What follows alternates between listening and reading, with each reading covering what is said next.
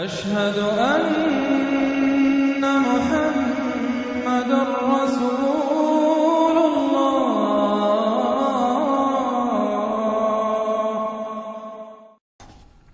بسم اللہ الرحمن الرحیم. حامیم تنزیل الکتاب من اللہ العزیز الحکیم. یہ بیان کر چکا ہوں بالکل انہی الفاظ سے پچھلی سورت شروع ہوئی ہے. ما خلقنا السماوات والارض وما بینہما الا بالحق. وہاں فرمایا تھا کہ ہم نے آسمان اور زمین کھیل کے لیے نہیں بنائے. یہاں اس کو فرمایا ہم نے نہیں پیدا کی آسمان اور زمین اور جو کچھ ان دونوں کے مابین ہے مگر حق کے لیے، حق کے ساتھ. یہ ایک مستحکم نظام ہے، یہ ایک پرپسفل کریشن ہے، بغیر کسی مقصد کے نہیں ہے. واجل مسمى، اور ایک اجل معین تک کے لیے. والذین کفروا عما انذروا معرضون. اور جن لوگوں نے کفر کیا ہے وہ جس چیز سے انہیں خبردار کیا جا رہا ہے اس سے وہ اعراض کر رہے ہیں. یہاں بھی دیکھیے تقدیم و تاخیر ہے. والذین کفروا معرضون عما انذروا. اصل ترتیب جملے کی یہ بنتی ہے، لیکن جیسا کہ میں نے شروع میں عرض کیا تھا جبکہ میں نے لیکچر دیے تھے تعارف قرآن پر، کہ قرآن مجید کے اندر ایک ردم ہے. یہ جو ایک معروف شاعری ہے، شاعری تو نہیں ہے، قرآن شعر نہیں ہے، لیکن جسے بلینک ورس کہا جاتا ہے. غالباً اس کا دنیا میں اگر رواج ہوا تو قرآن کی وجہ سے ہوا. قرآن بلینک ورس میں ہے، اس میں ایک ردم ہے، ایک فلو ہے، اور اس ردم کی وجہ سے پھر جملوں کے اندر تقدیم و تاخیر ہو جاتی ہے تاکہ وہ جو اس کا ایک صوتی آہنگ ہے وہ برقرار رہے. قل ارأیتم ما تدعون من دون اللہ ارونی ماذا خلقوا من الارض. اے نبی ان سے کہیے جن چیزوں کو تم پوچھتے ہو اور پکارتے ہو اللہ کے سوا، ذرا مجھے دکھاؤ انہوں نے کیا چیزیں پیدا کی ہیں زمین میں. ام لہم شرک فی السماوات، یا ان کے لیے کوئی اور شریکہ ہے آسمانوں میں. ایتونی بے کتاب من قبل ھذا، تو لاؤ میرے پاس کوئی کتاب جو اس سے پہلے نازل ہوئی ہو. او اثارۃ من علم، اور یا پھر کوئی روایت چلی آ رہی ہو علم کی بنیاد پر، دلیل کی بنیاد پر، منطق کی بنیاد پر. ان کنتم صادقین، اگر تم سچے ہو. ومن اضل ممن يدعو من دون الله من لا يستجيب له الى يوم القيامه. اور اس سے بڑھ کر ظالم کون ہوگا جو اللہ کے سوا پکار رہے ایسی چیزوں کو جو ان کی پکار سنتے ہی نہیں، قبول ہی نہیں کر سکتے قیامت کے دن تک. وهم عن دعائهم غافلون، وہ سنیں گے کیا، وہ تو ان کی دعا سے غافل ہیں، انہیں پتہ ہی نہیں کہ وہ دعا مانگ رہے ہیں. فرض کیجئے کہ کوئی کسی بڑے ولی اللہ کو پکار رہا ہے کہ میری مدد کے لیے آ جائیے. وہ اللہ کا بندہ کہاں ہے، علیین میں، اعلیٰ علیین میں ہے، کہاں ہے، اسے پتہ بھی نہیں کہ کوئی بے وقوف مجھے پکار رہا اللہ کے نام بجائے اللہ کو پکارنے کے، کوئی فرشتے کو پکار رہا ہو.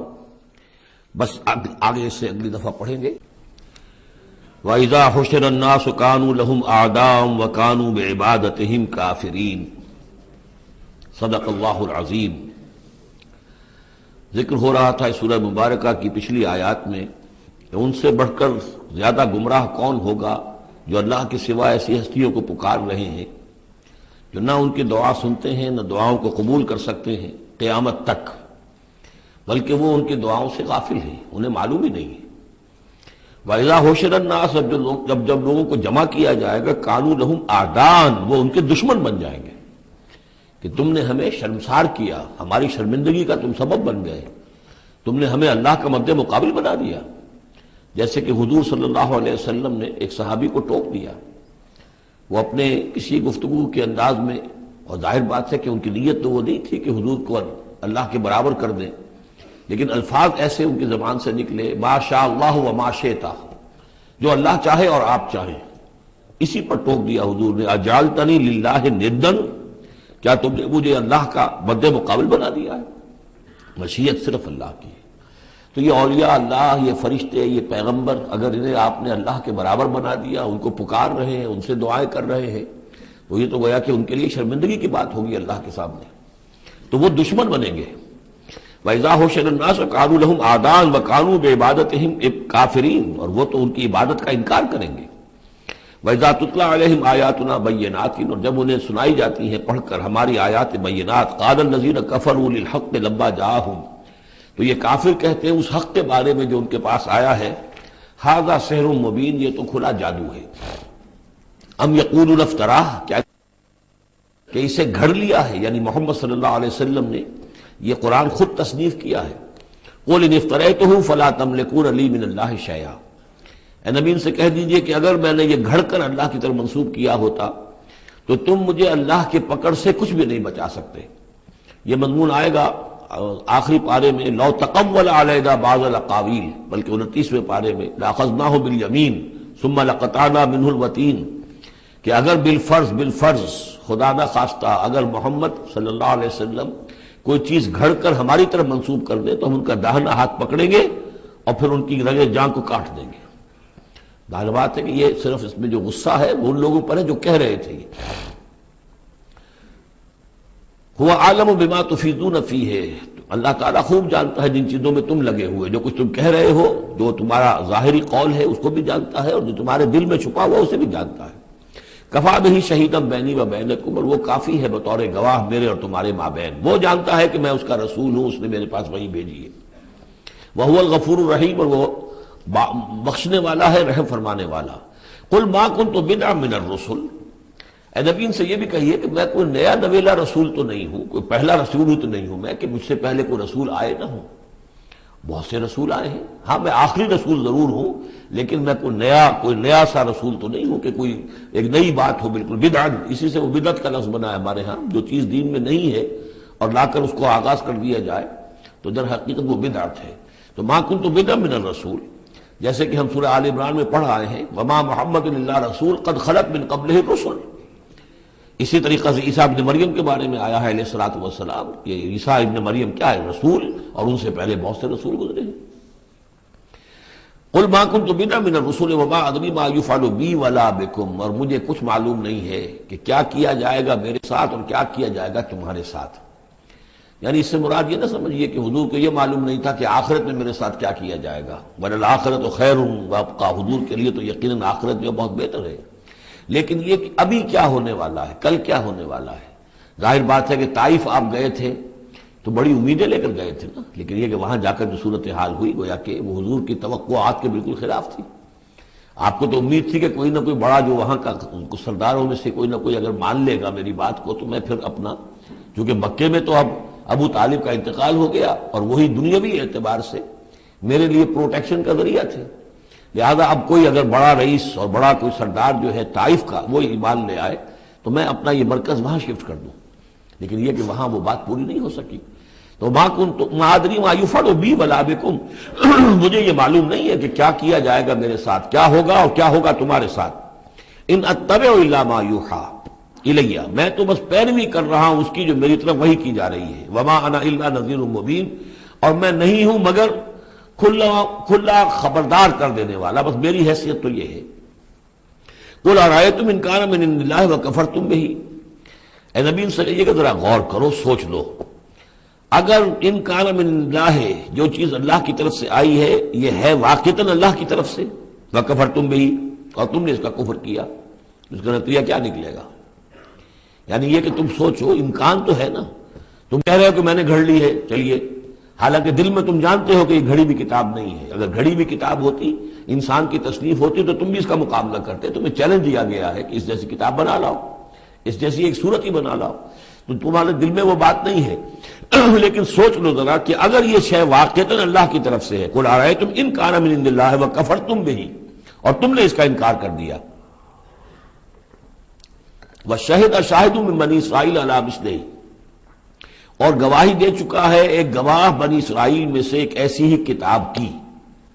اصل میں اس میں کافی تفسیر کے اندر اقوال میں اختلاف ہے، اس سے مراد جو ہے عام مومنین اہل کتاب ہیں یا حضرت موسیٰ علیہ السلام، اس لیے کہ کتاب استثناء میں جو پیشن گوئی ہے اس میں یہ الفاظ ہیں کہ اے موسیٰ میں ان کے بھائیوں میں سے تیرے مثل ایک پیغمبر اٹھاؤں گا۔ کتاب استثناء کے 18ویں باب کی 18 اور 19ویں آیات ہیں یہ تورات کی، جو عہد نامہ قدیم ہے اس میں، تو گویا کہ مثل ہی، یعنی حضرت موسیٰ کی طرح کے محمد ہے، حضرت محمد کی طرح کے موسیٰ ہیں علیہ الصلوۃ والسلام، کیونکہ صاحب شریعت رسول ہے حضرت موسیٰ علیہ السلام۔ حضرت عیسیٰ صاحب شریعت نہیں ہے، صاحب کتاب ہے، انجیل دی گئی ہے، انجیل میں شریعت نہیں ہے، انجیل میں حکمت ہے، کل ہم پڑھ چکے ہیں جئتکم بالحکمہ، میں تمہارے پاس حکمت لے کر آیا۔ شریعت، قانون، یہ در حقیقت تورات میں تھی، حضرت موسیٰ علیہ السلام کو دی گئی، اور یا پھر محمد الرسول اللہ صلی اللہ علیہ وسلم کو قرآن دیا گیا اور یہ آخری اور کامل شریعت دی گئی۔ فآمن واستکبرتم، تو وہ تو ایمان لے آئے اور تم استکبار کر رہے ہو۔ یعنی یہود میں سے تو بہت سے علماء ایسے بھی تھے، بہت زیادہ نہیں لیکن تھے، عبداللہ ابن سلام رضی اللہ تعالیٰ عنہ بہت اہم ان کے علماء میں سے تھے، وہ ایمان لائے ہیں۔ تو وہ تو ایمان لے آئے، فاستکبرتم، اور تم استکبار میں اور گھمنڈ میں پڑے ہوئے ہو، ان اللہ لا یہدی القوم الظالمین، اللہ ظالموں کو ہدایت نہیں دیتا۔ وقال الذین کفروا للذین آمنوا لو کان خیرا ما سبقونا الیہ، اور کہا ان لوگوں نے جنہوں نے کفر کی روش اختیار کی ان لوگوں کے بارے میں جو ایمان لائے، کیونکہ ان میں سے زیادہ تر جو حضور کے آس پاس ہوتے تھے، اس لیے کہ بہرحال ان میں بڑے بڑے لوگ بھی تھے جو ایمان لائے تھے حضور پر، حضرت عثمان ابن عفان بھی تھے، بڑے بڑے گھرانے کے فرد تھے، عبد الرحمن ابن عوف بھی تھے، وہ بھی کوئی غرباء اور فقراء میں سے تو نہیں تھے، طلحہ اور زبیر بھی تھے تو وہ بھی بڑے اونچے خاندانوں سے تھے، لیکن یہ کہ عام طور پر حضور کے آس پاس جو ہوتے ہیں یہ لوگ اپنے اپنے کاموں کے اندر بھی مصروف ہوتے تھے، لیکن جو غرباء تھے وہ حضور کے ارد گرد زیادہ موجود رہتے تھے، اور یہ بات بار بار آ چکی ہے حضرت نوح کے بیان میں بھی اور پھر حضور کے بارے میں بھی کہ اے محمد تمہارے گرد تو ہم بیٹھے ہوتے ہیں ہمارے کمی کاری لوگ، بڑے گھٹیا لوگ، ہمارے پست طبقات کے لوگ جو ہیں، کوئی غلام ہے ہمارا، کوئی اور یہاں پہ محنت مزدوری کرنے والا ہے، تو ہمارے شایان شان نہیں ہے کہ ہم آپ کے پاس آ کر بیٹھیں، یعنی ذرا ان کو اپنے سے دور کرو، جس پر کہ اللہ تعالیٰ نے کئی مرتبہ یہ فرمایا کہ اے نبی آپ ان کی بات پر نہ جائیے، اور کہیں ان اہل ایمان کو کہ جو صبح و شام اللہ کو پکارتے ہیں اور اللہ کی رضا جوئی میں لگے ہوئے ہیں، ان کو کہیں آپ اپنے سے دور نہ کر دیں، اگر ایسا آپ کریں گے تو یہ ظلم ہو جائے گا۔ لیکن بہرحال ان کا کہنا یہ تھا کہ اگر یہ لوگ جو ہیں، اگر واقعتاً یہ خیر ہوتا، لو کانا خیرن ما سبقونا، اگر یہ واقعتاً خیر ہوتا قرآن اور یہ دین، تو یہ لوگ جو ہیں یہ اس میں سبقت نہ کرتے ہم سے، بڑے ہم ہیں، سمجھدار ہم ہیں، دانشور ہم ہیں، ایلیٹ آف دی سوسائٹی ہم ہیں، تو ہم نے تو پیش قدمی کی نہیں ہے، لیکن یہ لوگ پیش قدمی کر رہے ہیں، تو اس کا مطلب ہے کہ یہ بات بھی گھٹیا ہی ہے جو تم پیش کر رہے ہو، جس کو گھٹیا قسم کے لوگ قبول کر رہے ہیں۔ یہ طنز ہے اس میں چھپا ہوا۔ وقال الذین کفروا للذین آمنوا لو کان خیرا ما سبقونا وَإِذْ لَمْ يَهْتَدُوا بِهِ فَسَيَقُولُونَ هَذَا إِفْكٌ قَدِيمٌ، اور جب یہ اس قرآن کے ذریعے سے ہدایت نہیں پا رہے تو کہتے ہیں کہ یہ تو گھڑا ہوا چیز، گھڑی ہوئی چیز ہے، افک ہے، پرانی شے ہے۔ وَمِن قَبْلِهِ کتاب موسیٰ اماما ورحمہ، حالانکہ اس سے پہلے موسیٰ کی کتاب موجود تھی اور اب بھی ہے، اماما ورحمہ، وہ بھی رہنمائی کرنے والی ہے اور رحمت ہے۔ وَهَذَا کتاب مصدق لسانا عربیا، اور یہ کتاب نازل ہوئی ہے اس کی تصدیق کرتے ہوئے، یعنی تصدیق دونوں معنی میں، ایک تو کہ قرآن تصدیق کرتا ہے کہ تورات اللہ کی کتاب تھی، اللہ کی کتاب ہے، اگرچہ اس میں تحریف کر دی گئی ہے لیکن بہرحال اللہ کی کتاب تھی۔ انا انزلنا التوراۃ فیہا ھدی ونور، ہم نے تورات نازل کی تھی، اس میں ہدایت بھی تھی، نور بھی تھا۔ پھر انجیل کے بارے میں فیہ ھدی ونور، قرآن دونوں کی تصدیق کرتا ہے۔ دوسری یہ کہ تورات میں اور انجیل میں جو پیشین گوئیاں تھیں ان کا مصداق بن کر قرآن آیا ہے، تو قرآن مصدق ہے لساناً عربیاً، اور بڑی ہی عمدہ فصیح اور بلیغ عربی زبان میں ہے، لِيُنذِرَ الَّذِينَ، تاکہ خبردار کر دیں ان لوگوں کو ظلموا، جنہوں نے کہ کفر کی روش اختیار کی، خبردار کر دینے کی ذمہ داری ہے، اور اسی لیے یہ جو آسان زبان میں ہم نے اس کو اتارا ہے تاکہ ہر شخص تک یہ بات پہنچ جائے۔ وَبُشْرَىٰ لِلْمُحْسِنِينَ، اور جو ایمان اور اسلام اور احسان کی روش اختیار کریں ان کے لیے یہ بشارت بن جائے۔ ان الذين قالوا ربنا الله ثم استقاموا فلا خوف عليهم ولا هم يحزنون، یقیناً وہ لوگ، یہ وہی الفاظ آ گئے جو سورہ حمیم سجدہ میں آئے تھے، جنہوں نے کہا ہمارا رب اللہ ہے پھر اس پر جم گئے، اور میں نے عرض کیا تھا وہ پھر دوبارہ عرض کر رہا ہوں کہ استقامت میں قیامت مضمر ہے، جنہوں نے کہا ہمارا رب اللہ ہے پھر اس پر جم گئے، یعنی پھر راضی برضائے رب رہنا، اسی پر توکل کرنا، اسی کی رضا جوئی کو اپنی زندگی کا مقصد بنانا، پھر اس کی اطاعت کرنا، اس کے احکام کی پابندی کرنا، اور اس کے جملہ جو بھی اس نے ذمہ داریاں عائد کی ان کو پورا کرنے کے لیے تن من دھن لگا دینا، یہ سب استقامت میں شامل ہے۔ استقامت کے معنی کیا ہے؟ جیسے کہ میں نے آپ کو بتایا تھا کہ حضور سے ایک صاحب نے یہ پوچھا، بلکہ کہا، فرمائش کی کہ مجھے تو کوئی ایک بات ایسی بتا دیجئے جس سے میں پلے باندھ لوں، میں زیادہ لمبی چوڑی باتیں نہیں سمجھ سکتا۔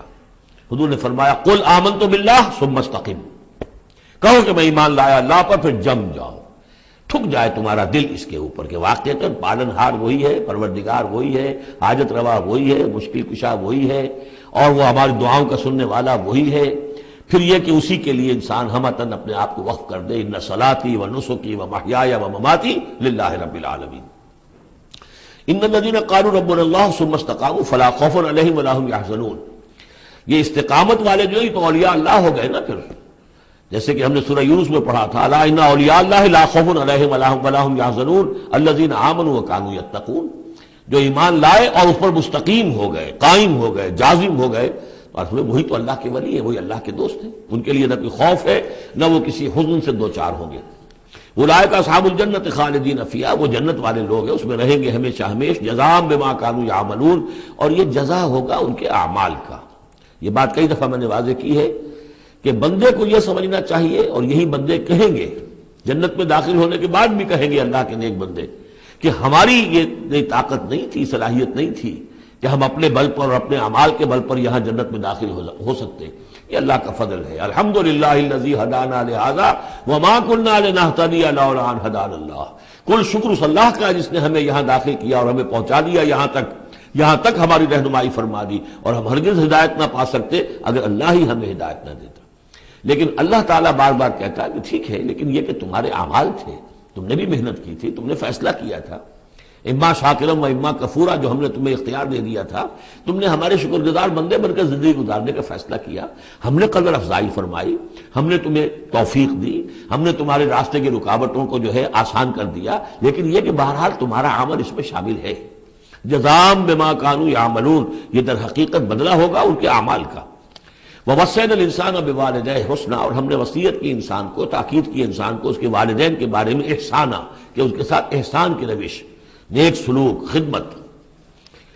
اور اس میں بھی خاص طور پر والدہ کا معاملہ جو ہے یہ سورہ بنی اسرائیل میں بھی ہے اور یہاں بھی ہے، وہاں بھی آیا تھا ووصینا الانسان بوالدیہ حملتہ امہ وہنا علی وہن وفصالہ فی عامین۔ تو والدین میں جو ہے والدہ کا حق فائق ہے والد کے حق پر، ویسے دونوں کے ساتھ اس نے سلوک ہو، دونوں کا ادب ہو۔ وَإِمَّا يَبْلُغَنَّ عِندَكَ الْكِبَرَ أَحَدُهُمَا أَوْ كِلَاهُمَا فَلَا تَقُل لَّهُمَا أُفٍّ وَلَا تَنْهَرْهُمَا وَقُل لَّهُمَا قَوْلًا كَرِيمًا، یہ ہم پڑھ چکے ہیں، لیکن یہاں بھی اور وہاں بھی خاص طور پر والدہ کا، اس لیے کہ مشقت جو ہے پیدائش میں ساری کی ساری مشقت جو ہے ماں کی ہے، باپ کا کیا حصہ ہے؟ وہ تو ایک کوئی اس کی لذت کا لمحہ ہوتا ہے، وہ اس کے اندر اس نے وہ بوند ٹپکائی اور فارغ۔ اب وہ ساری مصیبت کون جھیل رہی ہے؟ وہ عورت جھیل رہی ہے، ماں جھیل رہی ہے۔ سارا پریگننسی کا دور جو ہے، اس میں ابتدائی دور جو ہے، اس میں اسے جی بتلا رہا ہے، الٹیاں آ رہی ہیں، چیزوں سے نفرت ہو رہی ہے، پھر جب بوجھل ہو گئی ہے، جسم بوجھل ہو گیا ہے، بوجھ اٹھائے ہوئے ہے، پھر وضع حمل کی مشقتیں ہیں، وہ درد ذہ ہے، پھر اس کو دودھ پلانا ہے 2 سال تک، اس کے جو اس کو گند ہے اس کو صاف کرنا ہے، پوتڑے دھونے ہیں، یہ سارے کام کون کر رہا ہے؟ ماں کر رہی ہے۔ باپ کا تو اس میں حصہ ڈائریکٹ نہیں انڈائریکٹ ہے کہ بہرحال وہ کمائی کرتا ہے، پرووائڈ کرتا ہے، یہ بات دوسری ہے، لیکن جو مشقت ماں کی ہے، اسی لیے حدیث میں آتا ہے کہ ایک صحابی نے حضور سے سوال کیا کہ میرے حسن سلوک کا سب سے اولین مستحق کون ہے؟ آپ نے فرمایا تمہاری والدہ۔ انہوں نے پوچھا پھر ان کے بعد کون؟ فرمایا پھر تمہاری والدہ۔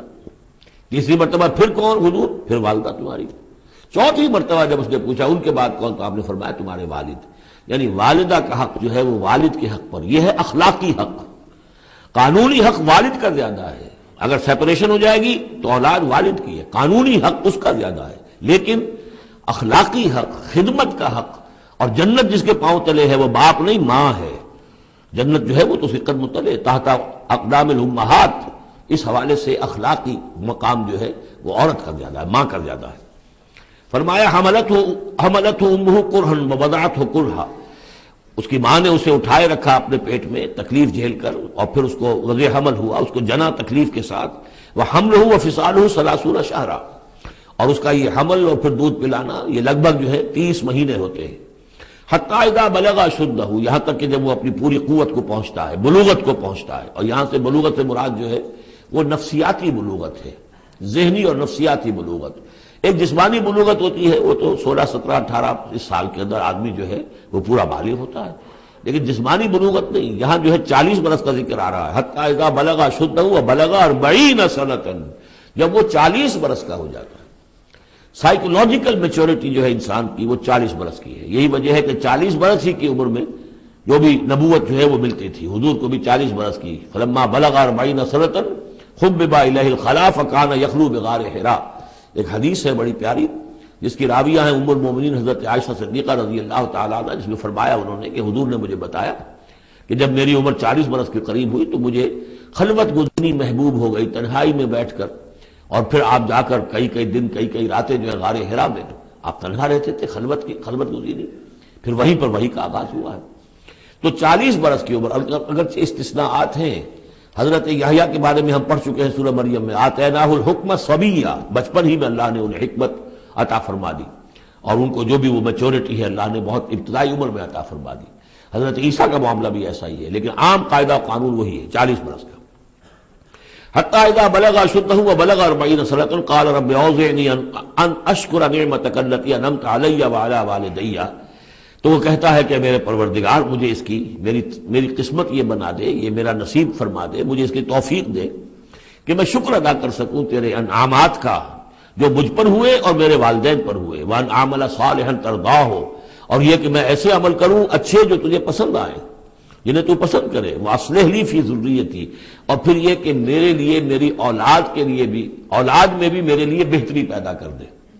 ایک تو یہ ہوتا ہے کہ اصلح لی ذریتی، میری اولاد کو اصلاح کر دے، انہیں صالح بنا دے، لیکن یہاں پہ انداز جو ہے ذرا دیکھیے، اصلح لی فی ذریتی، اس لیے کہ اولاد صالح ہوگی تو اس کا فائدہ مجھے بھی پہنچے گا، اس لیے کہ اگر اولاد جو ہے وہ صالح ہے اور نیک ہے تو اس سے یقیناً انسان جو ہے وہ دعائیں کریں گے، استغفار کریں گے، اور ان کے جو اعمال صالحہ ہیں، چونکہ باپ نے کوئی تربیت اچھی دی تھی تو ان کے اعمال صالحہ سے بھی اس کے اپنے حساب کے اندر بھی ادراج ہوتا رہے گا نیکیوں کا۔ تو اصلح لی فی ذریتی، میری ذریت میں، میری نسل میں میرے لیے اصلاح فرما دے، یعنی ان کی اصلاح فرما جس سے کہ خود مجھے بھی فائدہ پہنچے۔ اسی بالکل یہی مفہوم ہے کہ جو ہم نے سورہ الفرقان میں پڑھا ہے، وَجْعَلْنَا لِلْمُتَّقِينَ إِمَامًا، مراد یہ کہ ہماری اولاد کو متقی بنا، تاکہ ان کی جو ہم از خود ان کے آگے چلنے والے ہیں، ان کے امام ہیں، وہ ہمارے فالوورز ہیں، ہمارے پیچھے چلنے والے ہیں، اور قیامت میں ایسا ہوگا حشر میں آدمی اٹھیں گے اور ان کے پیچھے ان کی نسلیں چلی آ رہی ہیں، تو ہمارے پیچھے آنے والے ہیں وہ نیک ہوں، متقی ہوں۔ وَاصْلِحْ لِي فِي ذُرِّيَّتِي إِنِّي تُبْتُ إِلَيْكَ، میں تیری جناب میں توبہ کرتا ہوں، رجوع کرتا ہوں، وَإِنِّي مِنَ الْمُسْلِمِينَ، اور یقیناً میں تیرے فرما برداروں میں سے ہوں۔ اولئک الذین نتقبل عنہم احسن ما عملوا، یہ وہ لوگ ہیں جن سے ہم ان کے بہترین اعمال قبول فرمائیں گے، ونتجاوز عن سیئاتہم، اور اگر کوئی خطائیں ہوں گی، کوئی چیز ان کے اندر کمزوری کا پہلو بھی ہوگا، ہم اس سے درگزر فرمائیں گے۔ فی اصحاب الجنہ، اور پھر یہ اصحاب الجنہ میں ہوں گے، جنت والوں میں شامل ہو جائیں گے۔ وعد الصدق الذی کانوا یوعدون، یہ سچا وعدہ ہے جس کا کہ ان سے وعدہ کیا جاتا تھا۔ اب اس کے برعکس سے کردار ہے، یہ تو یہ کہ ایک صالح بیٹا ہے، اور وہ جب اپنی پوری میچورٹی کو پہنچا ہے اور بلوغ کو پہنچا ہے نفسیاتی اور ذہنی اعتبار سے، تو اس کا طرز عمل تو یہ ہے جو آ گیا، رب اوزعنی ان اشکر نعمتک التی انعمت علی وعلی والدی وان اعمل صالحا ترضاہ واصلح لی فی ذریتی۔ ایک دوسرا برعکس کردار ہے، والذی قال لوالدیہ اف لکما اتعداننی ان اخرج وقد خلت القرون من قبلی، اور وہ شخص جو اپنے والدین سے کہتا ہے، والدین مسلمان ہیں لیکن بیٹا آوارہ ہو گیا ہے یا ذہنی طور پر جو ہے وہ گمراہ ہو گیا ہے، وہ نہ آخرت کو مان رہا ہے نہ اللہ کو مان رہا ہے، کسی اور رخ پہ جا رہا ہے، تو وہ اپنے والدین سے کہتا ہے اف لکما، میں بڑا بیزار ہوں آپ سے، یہ کیا آپ لوگوں نے ڈھکوسلے تراش رکھے ہیں، یہ کیا آخرت واخرت کی آپ مجھے دھمکی دیتے رہتے ہیں، اتعداننی، کیا آپ مجھے اس بات سے ڈراتے ہیں، وعدہ دیتے ہیں، دھمکاتے ہیں، ان اخرجا، کہ مجھے نکالا جائے گا، دوبارہ زندہ کیا جائے گا، وقد خلت القرون من قبلی، مجھ سے پہلے نہ معلوم کتنی نسلیں بیت چکی ہیں، ہزارہا لوگ نسل بعد نسل ختم ہو چکے ہیں، تو میں تو ان باتوں کو ماننے والا نہیں ہوں، یہ آپ کے ڈھکوسلے ہیں، یہ پرانی باتیں ہیں، دقیانوسی باتیں ہیں۔ وہما یستغیثان اللہ ویلک آمن، اور وہ دونوں ماں باپ جو ہے بیچارے وہ نیک، وہ دعائی دے رہے ہیں اللہ کی کہ اللہ کے بندے، ویلک، تباہی ہو تیری، خرابی ہو تیری، آمن، ایمان لا، مان ان باتوں کو، ان وعد اللہ حق، یقیناً اللہ کا وعدہ سچا ہے۔ فیقول ما ھذا الا اساطیر الاولین، وہ کہتا ہے نہیں نہیں نہیں، میں نہیں مانتا، نہیں یہ تو نقلیں ہیں، پرانی کہانیاں ہیں جو پچھلوں سے نقل ہوتی چلی آ رہی ہیں۔ اولئک الذین حق علیہم القول، یہ وہ لوگ ہیں کہ جن پر اللہ کی بات سچی ہو گئی، یعنی مستحق ہو گئے اللہ کے کلمہ عذاب کے، فی امم قد خلت من قبلہم، اور انہی قوموں کے اندر وہ بھی پھر شامل کر دیے جائیں گے جو ان سے پہلے گزر چکی ہیں، من الجن والانس، جنات میں سے بھی اور انسانوں میں سے بھی، انہم کانوا خاسرین، یقیناً وہی لوگ ہیں خسارے والے، برباد ہونے والے۔ وَلِكُلٍّ دَرَجَاتٌ مِّمَّا عَمِلُوا، اور سب کے لیے درجے اور مقامات معین ہوں گے ان کے اعمال کے اعتبار سے۔ وَلِيُوَفِّيَهُمْ، اور تاکہ اللہ تعالیٰ پورا ان کے اعمال، وَلِيُوَفِّيَهُمْ أَعْمَالَهُمْ وَهُمْ لَا يُظْلَمُونَ، پورا ان کو دے دے گا ان کے اعمال کا بدلہ، اور ان پر کوئی ظلم نہیں ہوگا، کوئی حق تلفی نہیں ہوگی۔ وَيَوْمَ يُعْرَضُ الَّذِينَ كَفَرُوا عَلَى النَّارِ، اور جس دن کہ یہ کافر پیش کیے جائیں گے آگ پر، اور اس وقت ان سے کہا جائے گا اذهبتم طیباتکم فی حیاتکم الدنیا واستمتعتم بها، دیکھو بھائی تم نے اپنے جو مزے لینے تھے، لوٹنے تھے، عیش کرنے تھے، وہ تم دنیا کی زندگی میں کر چکے ہو۔ تم نے وہاں حرام خوریاں کی، حلال اور حرام کی تمیز کو ختم کیا، تم نے وہاں عیش کیے۔ اذهبتم طیباتکم، اپنی مزے کی چیزیں جو ہے وہ تم لے جا چکے، فی حیاتکم الدنیا، تم اپنی دنیا کی زندگی میں، واستمتعتم بها، اور اس سے تم نے بہت فائدہ اٹھا لیا۔ فَالْيَوْمَ تُجْزَوْنَ عَذَابَ الْهُونِ بِمَا كُنتُمْ تَسْتَكْبِرُونَ فِي الْأَرْضِ بِغَيْرِ الْحَقِّ، تو آج اب تمہیں بہت ہی اہانت آمیز عذاب دیا جائے گا، ذلت کا عذاب، بسبب اس تکبر کے جو تم کرتے رہے ہوئے زمین میں ناحق، وَبِمَا كُنتُمْ تَفْسُقُونَ، اور جو تم نے وہاں پر نافرمانیاں کی ہیں اور ہمارے احکام کو توڑا ہے۔ وَاذْكُرْ أَخَا عَادٍ، اور ذرا تذکرہ کیجئے اخا عاد، عاد قوم عاد کے بھائی کا، یعنی حضرت ہود علیہ الصلوۃ والسلام، اذ انذر قومہ بالاحقاف، جبکہ انہوں نے اپنی قوم کو خبردار کیا احقاف میں۔ یہ احقاف کا علاقہ تھا، بالکل جنوبی ساحل جو ہے عرب کا، جزیرہ نما عرب کا، اس کے ساتھ، اور اب وہاں پر بہت ہی سخت قسم کا، وہ بدترین قسم کا صحرا ہے احقاف۔ وقد خلت النذر من بین یدیہ ومن خلفہ، ان سے پہلے بھی، ان کے سامنے بھی اور بہت سے خبردار کرنے والے آئے تھے۔ یہ میں نے عرض کیا تھا کہ انبیاء متعدد آ کر پھر آخری کوئی رسول آتا تھا کہ جو پھر آخری اتمام حجت کرتا تھا۔ اللہ تعبدوا الا اللہ، انہوں نے یہی دعوت دی تھی کہ مت پوجو کسی کو سوائے اللہ کے۔ انی اخاف علیکم عذاب یوم عظیم، مجھے اندیشہ ہے تمہارے اوپر، تمہارے بارے میں کہ ایک بڑے دن کا عذاب تم پر آئے گا۔ قالوا اجئتنا لتافکنا عن آلہتنا، انہوں نے کہا کہ کیا تم اس لیے آئے ہو اے ہود کہ تم ہمیں اپنے معبودوں سے برگشتہ کر دو؟ فاتنا بما تعدنا ان کنت من الصادقین، تو اگر تم سچے ہو تو جس عذاب کی دھمکی ہمیں دے رہے وہ لے آؤ۔ قال انما العلم عند اللہ، انہوں نے کہا کہ اس کا علم تو اللہ کے پاس ہے، کل علم اللہ کے پاس ہے، وہ عذاب آئے گا، کب آئے گا، کس صورت میں آئے گا، میں نہیں جانتا، وہ اللہ جانتا ہے۔ وَأُبَلِّغُكُم مَّا أُرْسِلْتُ بِهِ، اور میں تو تمہیں پہنچا رہا ہوں وہ جو اس نے مجھے دے کر بھیجا ہے، جو پیغام اس نے دیا میں پہنچا رہا ہوں، میرا کام انذار ہے، ابلاغ ہے، پہنچا دینا ہے، واضح کر دینا ہے۔ وَلَٰكِنِّي أَرَاكُمْ قَوْمًا تَجْهَلُونَ، لیکن میں دیکھ رہا ہوں کہ تم نے بہت جہالت کی روش اختیار کر لی ہے، بجائے اس کے کہ میری بات پر غور کرو، دیکھو، سوچو، دل میں اترے تو اسے قبول کرو، تم نے تو گویا کہ ادھار کھائے بیٹھے ہو اس کی نفی پر اور اس کو نہ ماننے پر، تو تم جہالت پر اتر آئے ہو۔ فلما رآہ عارضا مستقبل اودیتہم، تو عذاب الہی جب آیا، اس کے آثار جب آئے تو وہ ایک ایسی صورت میں تھے کہ جو ہے کہ بادل آ رہے ہیں، تو جب دیکھا انہوں نے اس کو، یعنی عذاب کو، رآہ ہو، یہ وہ عذاب کے لیے ضمیر ہے، عارضا کہ اس کو ہم نے ایک امر کی صورت میں بھیجا، مستقبل اودیتہم، جو ان کی وادیوں کی طرف چلا آ رہا تھا، سامنے آ رہا تھا۔ قالوا هذا عارض ممطرنا، ان کو یہ تو بادل آ گئے، ابر ہے، اب بارش ہوگی، جلتھل ہو جائیں گے، مطر آ رہی ہے۔ بل هو ما استعجلتم به، نہیں، یہ تو وہ شے جس کی تم نے جلدی مچائی تھی کہ لے آؤ عذاب اگر لا سکتے ہو۔ ریح فیہا عذاب علیم، وہ ایک جھکڑ تھا جس کے بارے میں آئے گا سورۃ الحاقہ میں کہ سخر علیہم سبع لیال وثمانیۃ ایام، 7 رات اور 8 دن مسلسل وہ جھکڑ چلا ہے۔ ریح فیہا عذاب علیم، وہ جھکڑ ہے جس میں بہت بڑا عذاب ہے۔ تدمر کل شیء بامر ربھا، وہ ہر شے کو اپنے رب کے حکم سے اٹھا کر پٹکتی تھی، وہ ہوا جو ہے اٹھاتی تھی اور پٹکتی تھی۔ تدمر، جیسے کسی درخت کی جڑ سے اکھاڑا جائے پھر پھینک دیا جائے، اور وہ چونکہ تھے بھی بڑے طویل القامت لوگ، تو بڑے بڑے ستونوں کی طرح پھر پڑے تھے، کاجاد النخل خاویہ، جیسے کہ وہ کھجوروں کے تنے پڑے ہوئے ہیں زمین کے اوپر۔ تدبر کل شیء بامر ربھا فاصبحوا لا یری الا مساکنہم، پھر وہ ایسے ہو گئے کہ اب کچھ نظر نہیں آ رہا تھا سوائے ان کے مسکنوں کے، ان کے گھر نظر آ رہے، ان کی حویلیاں، ان کی بلڈنگیں، لیکن وہاں اس میں بسنے والا اب کوئی نظر نہیں آ رہا۔ کذالک نجزی القوم المجرمین، اسی طرح ہم بدلہ دیا کرتے ہیں مجرموں کی قوم کو۔ وَلَقَدْ مَكَّنَّاهُمْ فِي مَا إِن مَّكَّنَّاكُمْ فِيهِ، اب یہاں قریش سے، مکے والوں سے خطاب ہو رہا ہے، ان کو ہم نے جو تمکن عطا کیا تھا زمین میں، جو مال و اسباب دیا تھا، جو طاقت دی تھی، فِي مَا إِن مَّكَّنَّاكُمْ فِيهِ، اس میں اتنا تمکن تمہیں ہم نے نہیں دیا، اتنی طاقت تمہارے پاس نہیں ہے۔ ان کی تہذیب، جیسا کہ میں عرض کر چکا ہوں، وہ شداد کا جو شہر تھا، اب اس کے جو ہے باقیات وہ نظر آ چکے ہیں سیٹلائٹس کے ذریعے سے کہ زمین کے نیچے جو ہے بہت گہرے وہ موجود ہیں، جو ان کے اوپر عذاب آیا اور اس کے اوپر لیکن وہ دبے ہوئے موجود ہیں۔ اس کے بڑے بڑے جو ہیں ستون جو بنائے تھے انہوں نے، غالباً 30 بڑے بڑے ان کی فصیل کے ساتھ جو ہے پلرز ہیں جن کو گن لیا گیا ہے، وہ موجود ہیں۔ یہ ساری نشانیاں اب ایک ایک کر کے ظاہر ہوں گی۔ وَلَقَدْ مَكَّنَّاهُمْ فِي مَاءٍ مَكَّنَّاكُمْ فِيهِ، ہم نے وہ چیزیں انہیں دی تھی کہ جو اے قریش تمہیں نہیں دی، ہم نے ان کو تمہیں وہ تمکن نہیں دیا۔ وَجَعَلْنَا لَهُمْ سَمْعًا وَأَبْصَارًا وَأَفْئِدَةً، ہم نے ان کے لیے بھی ہم نے انہیں سماعت کان بھی دیے تھے، وابصارن آنکھیں بھی دی تھی، افئدہ بھی دیے تھے، دل اور عقل بھی دی تھی۔ فما اغنی عنہم سمعہم ولا ابصارہم ولا افئدتہم من شیء، تو کچھ کام نہیں آئے ان کے، نہ تو ان کی سماعت، ان کی بصارت، نہ ان کے دل یا عقلیں میں کسی شے میں انہیں نہیں بچا سکے۔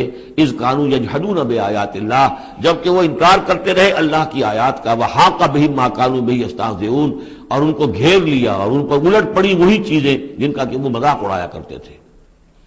وَلَقَدْ أَهْلَكْنَا مَا حَوْلَكُم مِّنَ الْقُرَىٰ، اور ہم نے تو ہلاک کیا ہے بہت سی بستیوں کو جو تمہارے ہی ارد گرد آباد تھیں۔ میں وہ نقشہ بنا کے بھی آپ کو دکھا چکا ہوں کہ یہ تمام جو احقاف یہ گویا کہ مکے کے جنوب مشرق میں تھے، سمود کا علاقہ جو ہے مکے کے شمال میں تھا، اسی شمال کے رخ پر جو ہے پھر وہ مدین کا علاقہ، اور پھر یہ کہ ادھر ڈیڈ سی کے ساتھ ساحل پر اس کے بھی اب حال ہی میں خبر آئی ہے کہ اس کے بھی جو کھنڈرات وغیرہ ہیں وہ بحرۂ ڈیڈ سی جو ہے بحرۂ مردار، اس کے اندر پانی کے نیچے وہ موجود ہیں۔ ابھی ان کی تلاش ہو گئی ہے، وہ نکل آئے ہیں، مطلب یہ کہ ان معلوم ہو گئے ہیں، انکشاف ہو گیا ہے۔ تو فرمایا وَلَقَدْ أَهْلَكْنَا مَا حَوْلَكُم مِّنَ الْقُرَىٰ، ہم نے بہت سی بستیوں کو، شہروں کو ہلاک کیا جو تمہارے ارد گرد ہی تھی۔ وَصَرَّفْنَا الْآيَاتِ لَعَلَّهُمْ يَرْجِعُونَ، اور اسی طرح ہم نے پھیر پھیر کر ان کو یہ آیات اپنی سنائی ہے تاکہ وہ رجوع کریں، پلٹیں، لوٹیں۔ فَلَوْلَا نَصَرَهُمُ الَّذِينَ اتَّخَذُوا مِن دُونِ اللَّهِ قُرْبَانًا آلِهَةً، تو کیوں نہ مدد کی ان ہستیوں نے جنہیں انہوں نے اللہ کے سوا سمجھا تھا کہ یہ معبود ہیں جو اللہ کی طرف ہم اللہ سے ہمیں قریب کر دیں گے، ہمیں تقرب اللہ کا ہمارا ضرورت ہمیں جو ہے وہ درجے حاصل کر دیں گے، اس کا ذریعہ بن جائیں گے۔ بل ضلوا عنہم، جب وہ عذاب کا وقت آیا وہ سب گم ہو گئے، ہوا ہو گئے، خواب تھا جو کچھ کا دیکھا، جو سنا افسانہ تھا۔ وذالک افکہم، یہ تو اصل میں ان کی من گھڑت باتیں تھیں، ان میں حقیقت تو تھی ہی نہیں۔ وما کانوا یفترون، اور جو کچھ بھی افطرا وہ کر رہے تھے وہ تھا۔ وَإِذْ صَرَفْنَا، اب وہ واقعہ آ رہا ہے جس کا میں نے آج شروع میں تذکرہ کیا تھا۔ اور حضور صلی اللہ علیہ وسلم، اور یہ واقعہ جو ہے جبکہ حضور گئے تھے طائف، اور طائف سے جب واپس آ رہے تھے تو آپ نے نخلا، ایک مقام ہے وادی نخلا، اس میں چند دن قیام کیا مکے جانے سے پہلے۔ اور چونکہ دل گرفتہ تو بہت تھی جب آپ طائف سے واپس آئے ہیں، طائف میں جو کچھ بیتی تھی وہ آپ کو معلوم ہے۔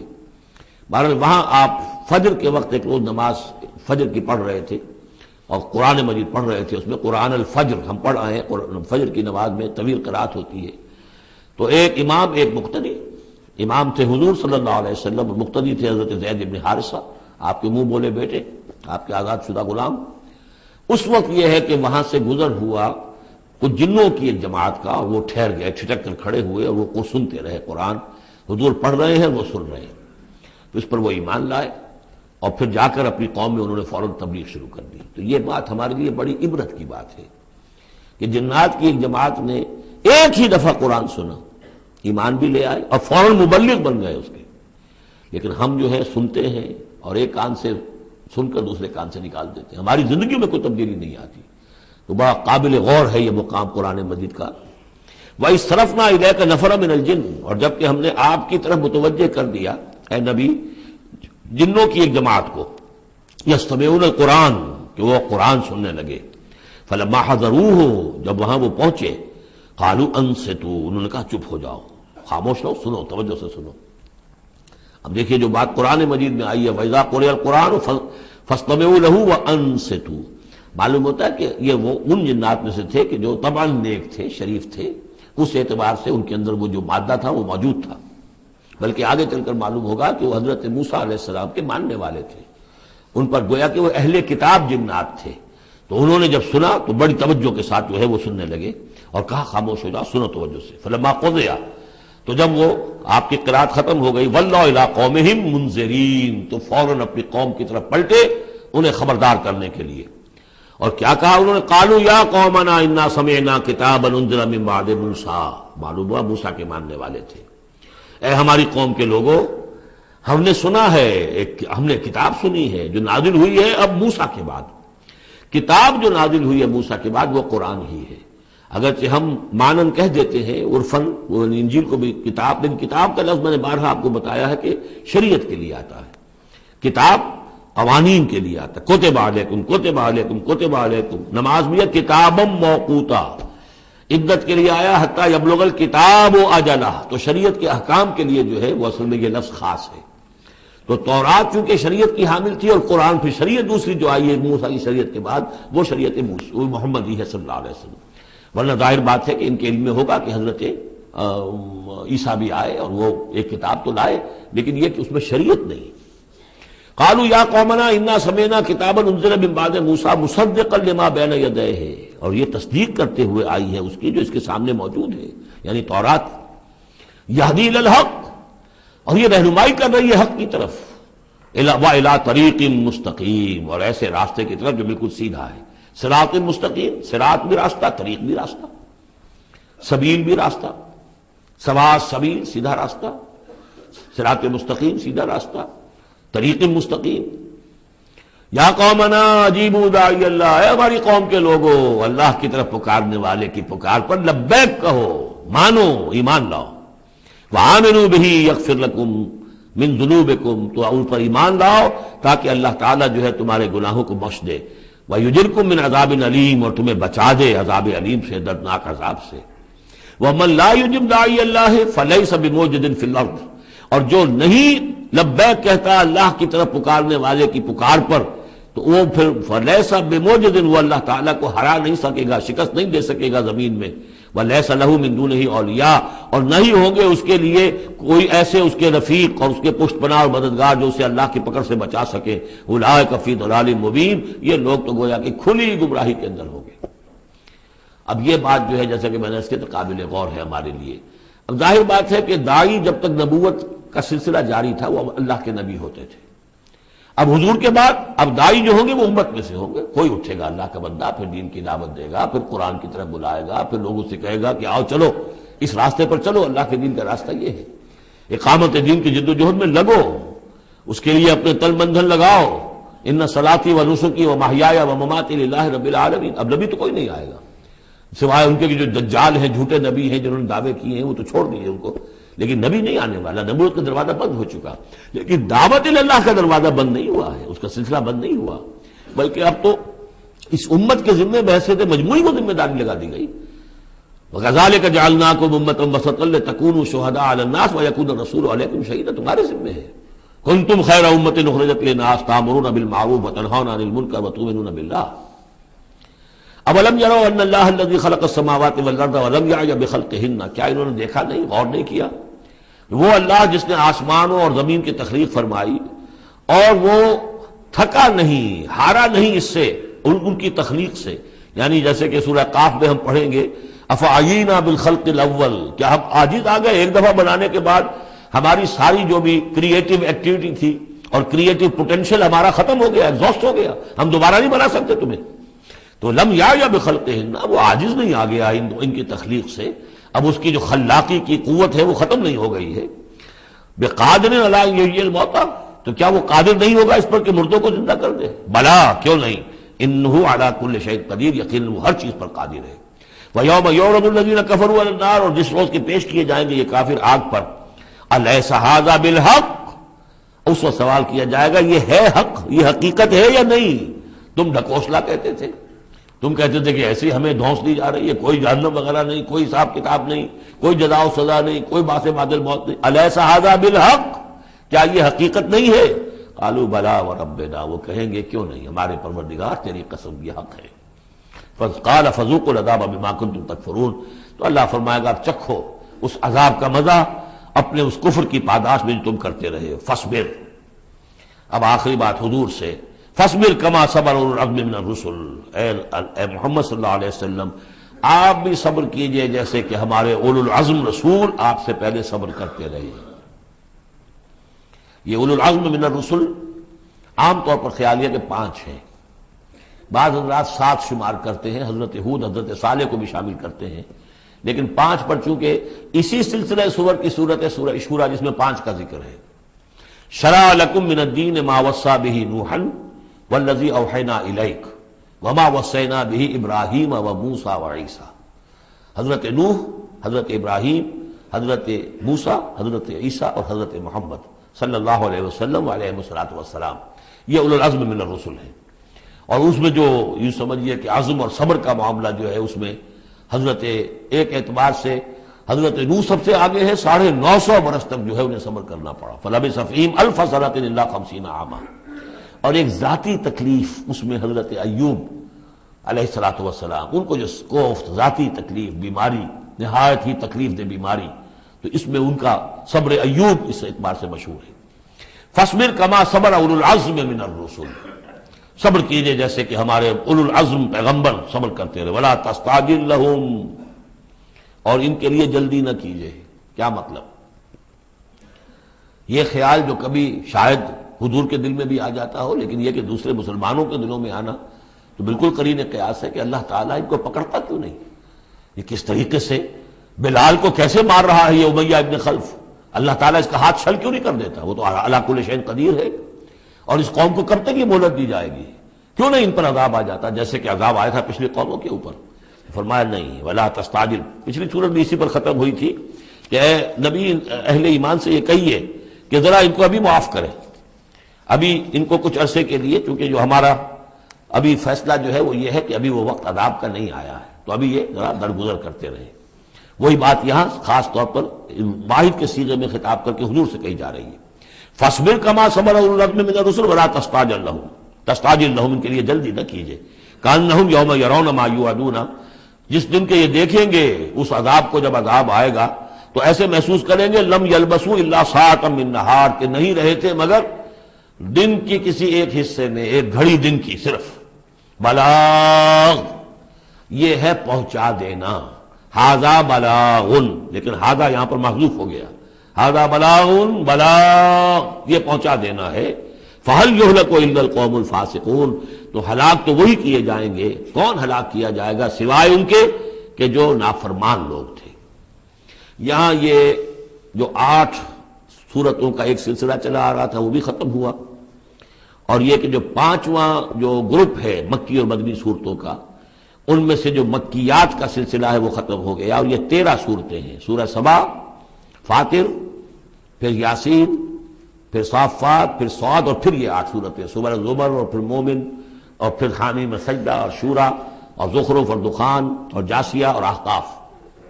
یہ صورتیں ہیں کہ جہاں مکیات ہیں۔